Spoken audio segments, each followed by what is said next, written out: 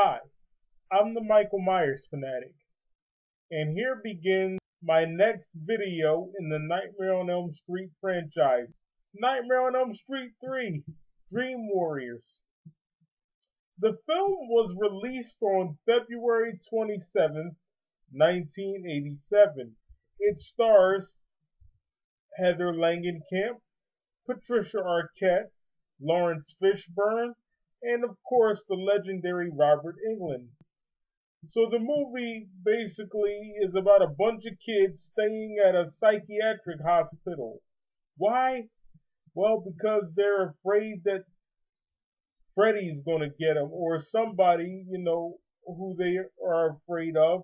They're not exactly sure that it's Freddy, but they're afraid of this person. And that's basically it in a nutshell.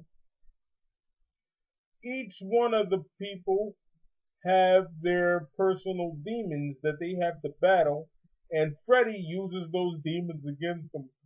For instance, I think there's one girl who's on drugs, and Freddy stabs her with a bunch of drug needles.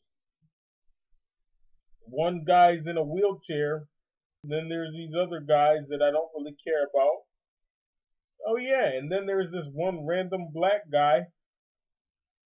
They had to do that, so you can't say they're prejudiced. So they had to put him in there. So yeah, basically that's why they did that. They put Lawrence Fishburne in there. I don't know why. He doesn't seem like the Nightmare on Elm Street type to me. Like I said, Freddy's killing these kids, and the only survivor of the original massacre, Nancy Thompson, played by Heather Langenkamp. Why she's back, I don't know. Don't really care. And she's basically telling them all how to survive. And she refers to Freddy as the boogeyman. The boogeyman, wait a minute. Didn't that come from Halloween? That's a straight up ripoff. Seriously, that's a ripoff. It really is. You're ripping off Halloween. Stop it. You know you are. The boogeyman. Now all of a sudden Freddy's the boogeyman? I believe he is a boogeyman. He is not the boogeyman. We all know who that is. That's Michael Myers. Not this creepy, burnt up Mr. Rogers wannabe. Freddy is killing them. Sometimes they have to be sedated and go to a place called the Quiet Room. The Quiet Room. I don't know what that means. I don't speak asylum, But yeah, that's what that's basically about. I told you they all have their personal demons to face. To be honest with you, I don't remember much of this movie. I just know that after the second Nightmare movie, it started going from horror to fantasy. Because then they started getting powers and things like that.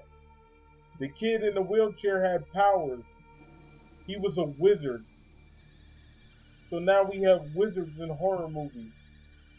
It seemed more like the Twilight Zone, if you ask me. The only thing I really liked about Nightmare 3 were hot girls. They were hot. You'll have to forgive me, I don't remember too much of it. I think Freddy ends up killing Nancy at the end.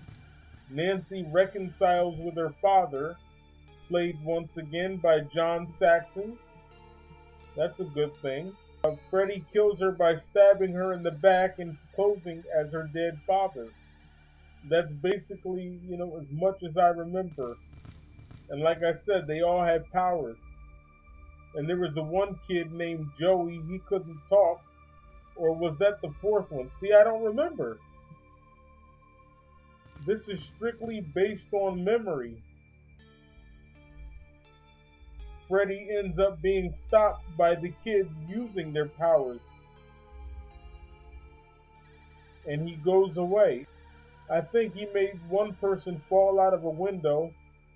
Now this review is over, and unfortunately I have to review part 4.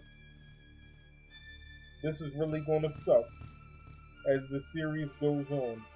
Wow, this is going to suck. It really is.